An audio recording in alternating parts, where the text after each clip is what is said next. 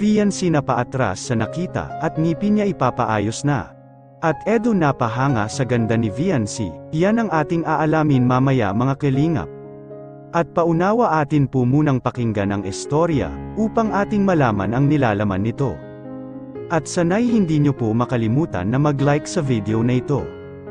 At salamat po sa palaging pagsuporta, lalo na kay Kuya Val Santos at Kalingap Rab.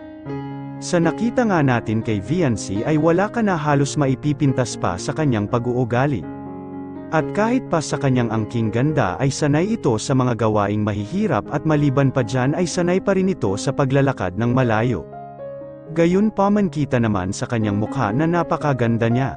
At mas lalo na siguro nalilito ang kanyang ganda kung ito ay maipapaayos na ang kanyang ngipin mga kalingap. At sa ngayon nga ay pinatingnan na po ni Kalingap Rab ang ngipin ni VNC mga kalingap. Dahil isa din ito sa ikinahihiya ni VNC, at siguro pansin din po natin iyon mga kalingap. Gayun pa man ay napakahinahon naman talaga itong si VNC. At isa din sa napansin ng mga viewers kay VNC na ang kanyang mga mata daw ay napakagandang tingnan.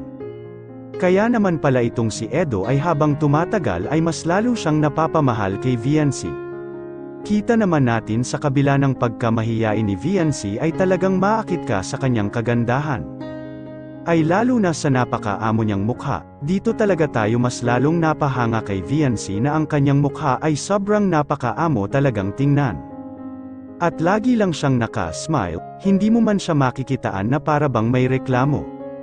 At VNC napa-atras nang makita niya ito, makikita natin sa video.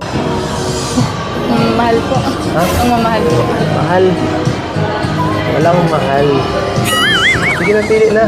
Ang mamahal po. Ha? Mahal ba? Tingnan niya natin. Pili tayo. Presyo, oy. Mahal nga. At tingin ako pagka sukat mo na.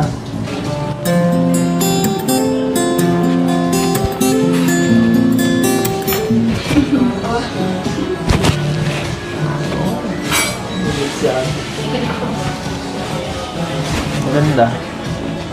Ano sa'yo?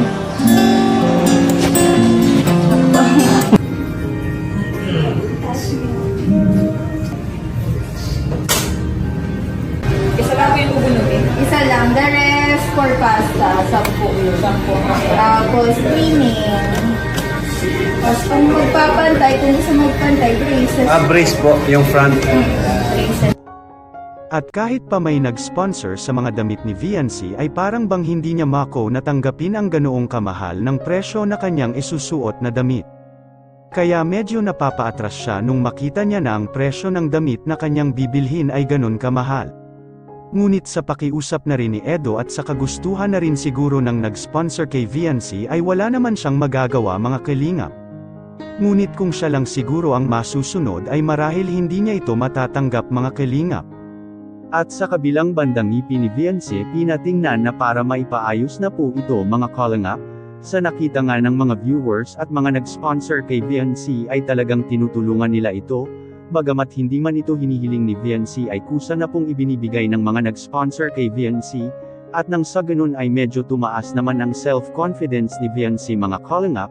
Ano po masasabi nyo tungkol dito mga kalingap? At muli po marami pong salamat.